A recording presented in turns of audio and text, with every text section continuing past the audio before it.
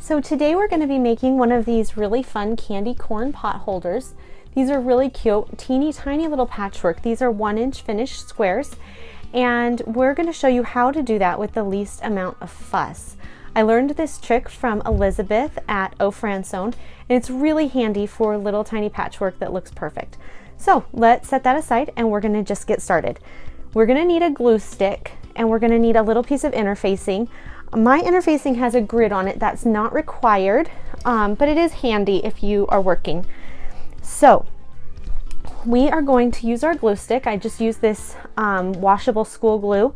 So when you do wash your hot pads, which you will eventually, this will just kind of wash on out.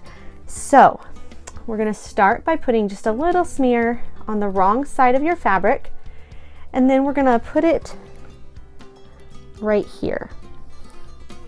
And that's going to be the beginning of the bottom of our little candy corn piece. And then we're just going to keep on filling these in. I used 8 different yellow prints, and that gave me enough variety that I won't have any repeats next to each other. And it gives you a cool effect, a really cool scrappy effect on a project this size. So again, you can kind of see that I do have some repeats in here. This is repeated here, but it's not super noticeable. It looks nice and scrappy, and from a distance it's really, really pretty. Okay, so we're just going to keep on, and we're going to put we're going to do 4 rows of yellow going up, and then we're going to do 2 rows of low volume, and then we're going to do 3 rows of orange to get our candy corn effect. So go grab your glue stick and let's get started.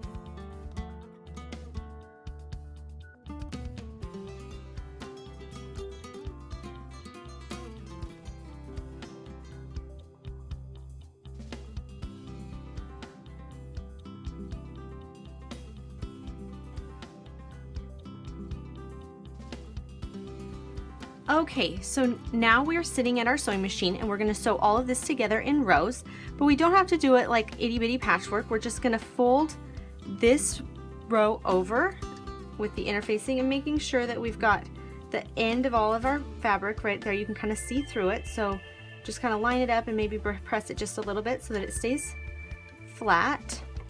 Then we're going to come over here,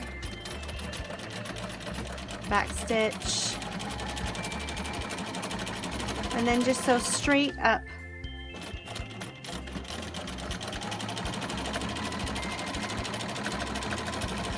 Like that. Now we're going to do this over and over again until we've completed our entire candy corn. And as soon as we do that, as soon as we've done all of them lengthwise, done all of these, we're going to start flipping them this way. We'll press it and then flip them this way and sew all of these together. So you're going to end up with practically perfect 1-inch squares without having to do the individual seams. So it goes a lot faster. So I'm going to sew mine together and then I'll be right back and show you how to cut it from a template and then use the interfacing and bind it. So now that we have made our little tiny patchwork, and you can see how perfect it turns out. Do you see that? Such cute seams and such cute lines, and you didn't have to sew each one together individually. It saves so much time. Okay, so now that we have done that, we're going to lay it down and we're going to take our template, and I just made mine out of a simple thing of interfacing, but you're welcome to use paper or cardstock or whatever you feel really comfortable working with. So I'm gonna lay my interfacing down, or my template down on top of my little creation here. And I'm just gonna kind of line it up so it's centered. And then what I'm gonna do is I'm gonna use my rotary cutter, and I'm actually gonna just cut through the layer of my patchwork, and then 2 layers at least, possibly 3 at a time, of the backing for each of the pot holders. So the pot holder has a lining. You can see it on this one. I didn't have enough of this polka dot to use for both, so one's going to be plaid and one's going to be a polka dot. So you'll need a backing and then 2 lining pieces. So it takes about 1/4 yard of fabric to use those pieces, and then you need a fat quarter for the binding that's going to go around here. And we'll even make this little loop so you can hang your candy corns on your oven or your fridge or wherever you're going to display these for the season. They also make great trivets, so you can just set it flat on the table and your kids will think it is so cool. So we're just going to cut through these right here. Always make sure you keep your fingers out of the line of the rotary cutter, but I don't usually use plastic templates anymore. So now I've cut out the lining pieces for my little candy corn. And I'm going to cut out one more lining piece, and then I'm going to cut out my interfacing. So the interfacing you're going to need to use for this, and you really can't use batting and get the same effect, is called Insulbrite. Insulbrite is going to protect your hands when they're touching hot things, and protect your table if hot things are sitting on top. So now we have our linings, our candy corn. We'll need to cut one more that shape, and I've already made my binding right here. So for this binding, you need to make sure that you are using a bias binding. It needs to stretch so that it can go around these little curves right here. So what we're going to do is you just have to fold a fat quarter along the bias like this. So here's your fat quarter. You're just going to fold it up like that. And then when you cut it, and I do always use a ruler for this, you're going to cut it straight along this line right here. And I cut my binding at 2 1/4 inches. So go ahead and cut your binding, then sew it together. It should easily go together along the edges, since they're going to be at 45-degree angles. You shouldn't need to make any joins. Just stitch them right up and then iron it in half. We're going to do it just like a simple quilt binding, where we stitch it down on the top and then go around and tack it down on the back by stitching in the ditch on the front. It's a really great way to make your binding, and it's a really small project to experiment and see if this is the right technique for you. So go ahead, grab your fat quarter. Let's make our binding, and let's cut out our linings and cut out our Insulbrite. Insulbrite, I usually cut it with scissors. It looks just like this, and you can hear it kind of makes a crinkly noise. So it's got a thermal layer in there that's going to protect your hands. I use 2 layers of Thermalbrite on my oven mitt on the side that is going to be touching the hot thing. So you can decide which one you're going to be touching hot things with, but you want 2 layers of Insulbrite on that side just to make sure that your hand is not going to get burned. Okay, so let's go do that, and then we'll be right back here and I'll show you how to assemble everything and get it together. Okay. So now you have all of your pieces cut and your binding made. You need to have 2 pieces of binding that are about 8 to 10 inches long, and they're just a single fold binding, and they're bias. Although these ones aren't required to be biased. These are going to go at the top of our candy corns. You also need 1 loop that's 6 inches long, and it's double fold binding. So you've tucked the ends in and then folded the binding over it. And what we're going to do is we're just going to sew 1/8 of an inch down each side of this piece of binding to give it this nice finished loop appearance right here. Okay, and then you also need a much longer strip of bias binding that you're going to use as the final binding for your candy corns. The first step for all of this is going to be finishing your little loop and then pinning it right in the middle of the back of your candy corn. And then we're going to sew the first set of binding on, and then we're going to tack it down on the back, and we're going to do that for both pieces. And then we're going to put the final binding around the edges. So let's get started, and we'll have this done in no time. Okay, so now you have everything cut out, and we are going to be sewing on our binding and just finishing up our candy corn.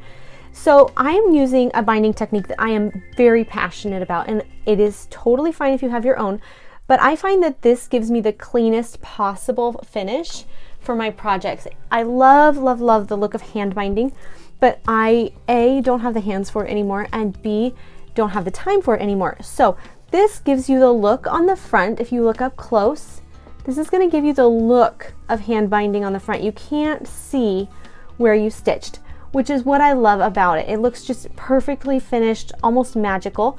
So what we're going to do to get that finish is we sew down our binding on the front of our candy corn like this. Now we're going to fold it over and clip it to the back with our handy dandy Wonder Clips. I should be a spokesperson for Wonder Clip. They're amazing. Okay, so we clip these right down like this.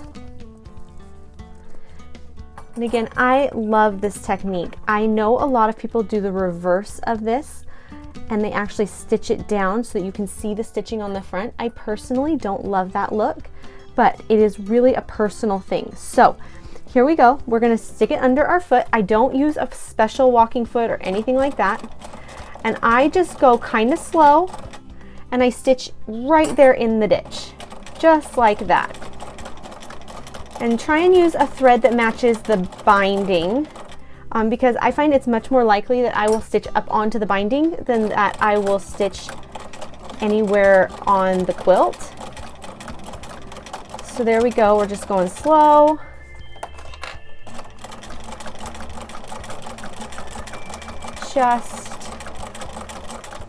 Just like that. So when we're all done, I'm going to show you how this looks so that you can decide if it's worth a try.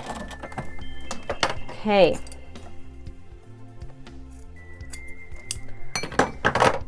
Okay, so can you see the stitching? I'm getting it as close as I can. You really, really can't. There's one little spot right there where there's like 3 stitches up on the binding, and you can't really even see it. And then it has a nice clean finish on the back too, and I'll just pull that little thread out. So it has a clean finish on the back, clean finish on the front, but it looks like a hand bind on the front. Okay, so when we make the back of our candy corn, what we need to do is we're going to take a piece of double fold binding. We only have to do one of these, just one quick little double fold, and it is exactly actually 6 inches long.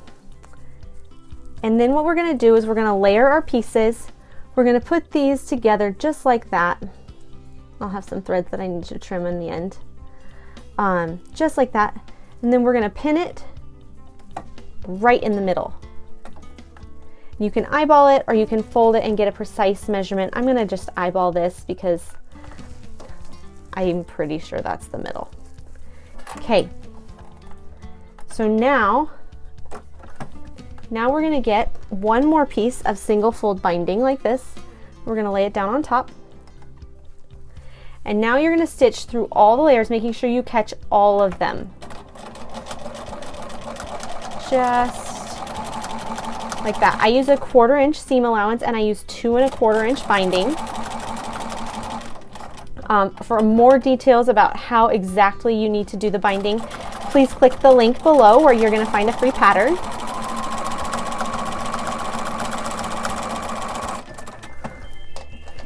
And it's a free full color pattern. You can print it out. You can use the templates from there instead of trying to draw up your own.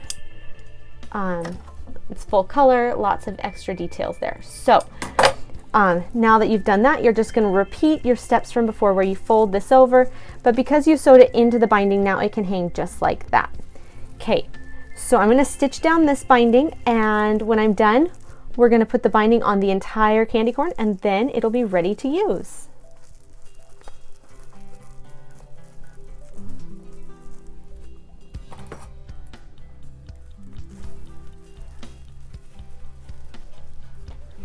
All right, so now it's time to sew the binding around the edges of our pot holder. It's going to be just like this. Okay, so to put the binding on the edge, first of all, I know I've mentioned it before, but make sure it's bias binding or this is not going to work. Now sew down the end of your binding just about 1/3 of an inch right there, 3/8 of an inch maybe. And now we're going to line it up right over the edge so that it makes sure that once it's all ironed together, or once it's all sewn together, it's not going to have any exposed seams. So just line those up right there. And then you're going to want to use your binding clips again. Just clip it all down. Make sure you have the flat side on the bottom where you're going to be sewing. And make sure that as you go, like right here, I have a little bit of an area where I don't have as much on the back for some reason. It just didn't sew together. So what I'm going to do is make sure to line it up there. Just take your scissors and trim it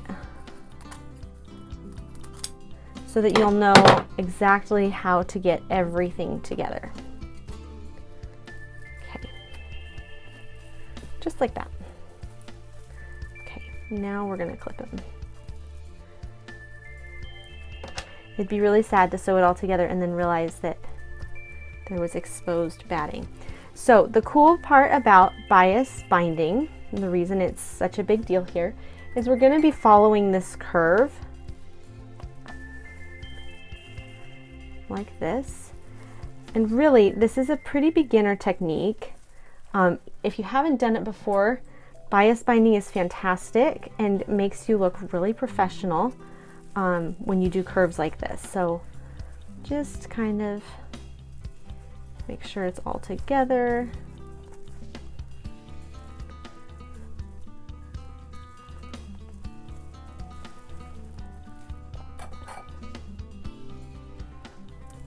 Okay, so you don't need to watch me clip it all, but I'm going to clip it all and then I'm going to sew 1/4 of an inch all the way around, and then I'm going to use the binding technique where I fold it over like I just showed you.